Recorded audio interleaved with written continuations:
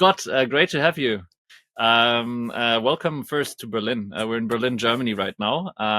You had quite a trip here. Yeah, I came from San Diego, and so it took a bit to get here, but I'm excited to be here. It's first time in Berlin, first time in Germany, and first time at CX Festival. Yeah, and we prepped here our little mug. It has Apfelschorle. Yeah, that's the first German word on this podcast. Cheers. Yeah, we can even cheer with this kind of drink. For anyone in the US, apple spritz, if you haven't had that, definitely worth a look. Very German thing. But so now that you've arrived here, thanks for taking the time also for a quick conversation. So for our listeners' benefit, like I'm sure a lot of people that are listening right now are members of Support Driven as a community already. We for sure are. But maybe for everyone else who doesn't know yet, you can tell us a bit about who you are, what Support Driven is. Yes, Support Driven is a community for people in customer support to help each other, right? And that's the heart of it, right? We also focus on supporting people through their careers in customer support, whether that's helping them find a job or, um, you know, working on their next project or whatnot, right? And so I think that is the heart of the community, and that's and that's what we build on. And what brought you there? Like you've Support Driven probably didn't start out of nowhere. It was an accident, right? Because so the origin story of Support Driven is I was at a startup. I was the first hire, and my background is in programming, and so I wrote our iPhone app, and I also had to support it. And through that, I could tell I wasn't very good at it. So I went to a local conference, met some really interesting people there, and Support Driven originally started as a podcast with the people from the conference. Yeah. So now I've got a pro here on the mic. Let's see if I'm up to the challenge here. To spice things up a bit, we actually besides the mic and the computers, we actually brought something here, and I'll share it in a second. We brought Cards Against Complexity, and this is about CX complexity. For everyone who knows Cards Against Humanity, we'll ask one question, have three answers, and you got to pick one. You don't have the choice of not picking one. So let's see what we got here. So your community asks for a CX guru to talk at your next event. You've got your own events. I have actually lived this card. Okay, so in this case, you have a whole community to choose from, and you've got a lot of qualified people, a lot of people that have real life experience. Well, Yes. let's see who we have here. You only have three contacts. Okay. So you can pick, and you pick out of these three which one. Elon Musk, Taylor Swift, or Dwayne "The Rock" Johnson? For a CX guru, I would choose Taylor Swift. I don't think anyone has a more dedicated fan base than the Swifties. And why is a fan base important? It's huge, right? I think, and the fan base is the core audience, right? It's the people who show up first, right? It's the people who are spreading excitement about you, right? And so I would love for Taylor Swift to talk about how she approached nurturing that fan base, right? Because she's had a long career, right? So like, how did she start it, right? What does she do today now that it's this like monster of a fan base? Yeah. And the fan base, like those are like the people we really live for in CX every day, right? That's the people that support us in your community. There's fan base of support even. Yes, they are the people who are telling other people about you, right? They are the people who show up, right? They are the people who are giving their time and energy, to what you're doing, right? And so like they are the heart, right? And when you work with them, I mean, that's like there's two worlds, right? Like the people you work with in Support Driven, they have their own communities. They nurture every day. They work with every day. They have interactions with every day. But you've got your own community. Like you told us where you started, but maybe take us a bit like how did this community evolve over time? Your Taylor Swift following, yeah? Like, how did it evolve since you started? Very slowly, right? It's only grown through word of mouth, right? And so that was the key, right? Where I would say the heart of the community, right? And regardless of the size, what's been true since day one and is still true today. It's about people helping each other, right? And creating a space that facilitates it, creating a culture, right, that facilitates that. That is the key, because one of the things actually was worried about, when we were going from like 100 to 500 to 1,000, right, is what's going to change, right? Because when you're in a space with 100 people, that's different than 1,000 people. Even online, right? Like, Yeah, it's even absolutely, online. absolutely, right? Because at 100 people, everybody can know everybody. Everybody can say hi to everybody, right? You can still kind of remember everybody that's in the space. At 1,000 people, that's not possible. How do you do that? So the key for us is making sure that we are still a space where people are helping each other, right? So that is the bedrock, right? If that's happening, then we can adapt to everything else, right? So we have adapted, right? Because now we're at 16,000, right? So like a lot of things have changed, right? And it's and a lot of the interactions and the relationships are different now. But the so my community building tip for anybody who's interested in building community out there is, for us, people come in for the questions, right? Or they're looking for a job, or they're looking to hire, right? But they stay because of the relationships, right? They stay because our community is that common space, right, where they connect with their friends, where they connect with their colleagues, right? And so that's been a key for us from the beginning, and still key for us today, right? Because people are not just workers, right? They have other interests, right? They have other ways they connect, right? They have they have ways that they laugh together and cry together, right? So like for us, we have a channel that we call Vent. That's Vent, like venting, is venting, like, venting, right? And like that's one of my favorite channels, because you can so much of what's shared in there you can relate to, right? So I don't think people are literally crying, right? But you can kind of you can have that shared experience of like, oh yeah, that probably sucked. That really sucked. Like that's Right. like how often does this happen? Like, fuck. Yes. And Yes. we're not in the US, so I don't Yes. even have to put a beep tone over this. But it's like Yes. really, like, you've got this moment, right? Like in your day-to-day life, that's what I mean. Like this kind of experience that you create for your customers and for your community, it has to have friction somewhere. It by definition has friction, and if we can let that out sometimes, probably useful. Yeah. Probably useful left and right. Cool. You've got this. You've built this community, 16,000 people now. There must be all kinds of questions lingering around. And I'm sure there's like, if I would put a word cloud, these come out. If I ask 10 people, they have different things that are top of mind. But like, now that you've seen this community build over time and you see patterns, like what's the key pattern that you see where like you think there's something the community asks for, like a theme that's top of mind for the community? Yeah, I think as we've grown, right, like we have more spaces now, and I think but I also think the conversations that happen in our community also reflect the broader direction and trends that are happening in the space, right? So an example of that was when we did our first conference in 2016, and at that conference, one of the hot topics was how does customer support get a seat at the executive table? Yeah, which, like, did they get it? Yes, yes. And so then fast forward to today, right? Like now the question is, how is customer support adding value by being at the table, right? And so that's the thing that we're figuring out. That's the conversation that we're having. I think also because of all the let's say the chaos and the changes that have been happening in tech, right? It's really bringing that question to the forefront. And so I would say that's a active topic we don't have all the answers to yet. It's not a solved problem, right? Maybe like let's briefly jump into like the 2016 topic.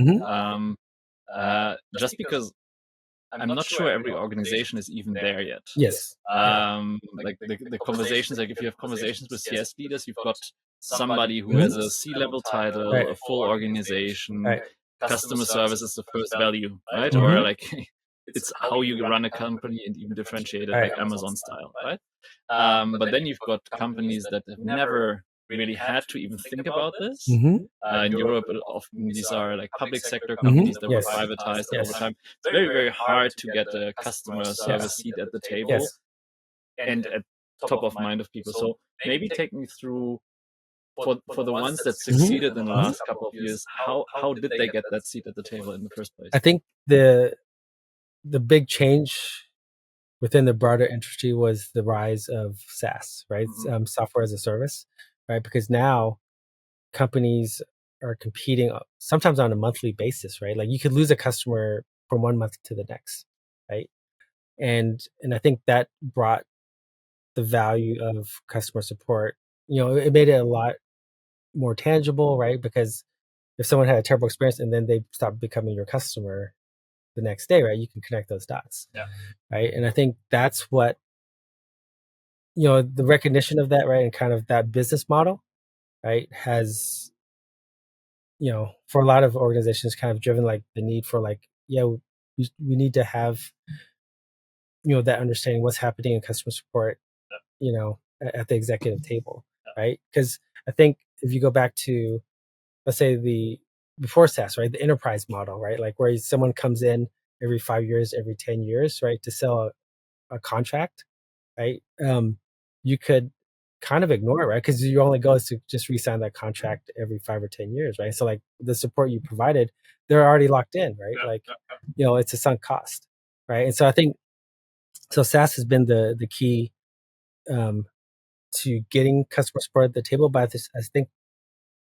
there's still more to do. There's still more to understand, right? Because there's still more to connect that cycle of like what happens in customer support right back to the business, right? It's there, but it's not. But there's still a lot of work to do in terms of like standardizing around like how do we understand this? How do we how do we measure this? How do we talk about this, right? Because you could look at a SaaS business compared to non-SaaS businesses, and like there's things like customer lifetime value, right? ARR, MRR, right? Like all these things that have been standardized kind of on the finance side to understand SaaS businesses, right? I think there's more to do there to connect what's happening in customer support back to the business. Yeah. And that's like the CS team now getting a seat at the table because there is a need for customer service to be there to actually make revenue impact in the end, right? So to have an impact on the business, which now you're in that hot seat, and by chance, I don't know if we see this on camera, you're on a hot seat there, right? You've got your campfire where the campsite, so you've got the camp flames here. So you're in the seat.